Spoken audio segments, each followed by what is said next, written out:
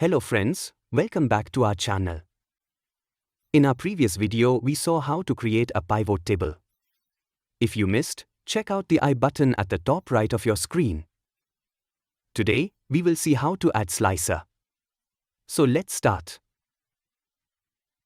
To apply slicers, first click on Pivot Table. Then go to Pivot Table Analyze tab and click Insert Slicer option.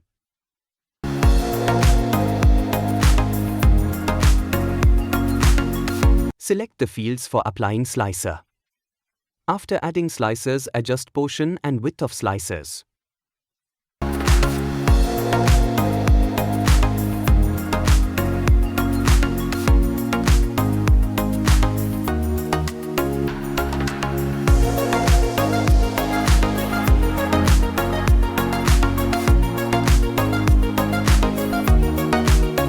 Now click on Slicers Values, Pivot Table Auto Filtering Data. Here, if you observed, only one pivot table is refreshing. So, we will apply slicer connection to second pivot table also. Click on Slicer, then Slicer tab and Report Connections. Tick the other pivot table and click OK. Apply same process to next slicer.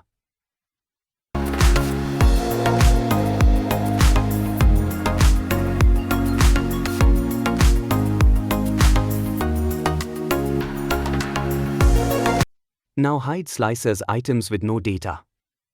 Go to Slicer Setting and click Hide Items with no data.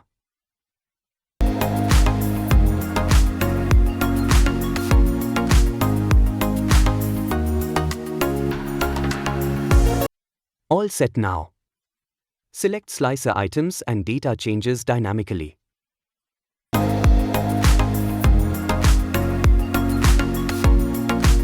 Thanks for watching. Please like, share and subscribe.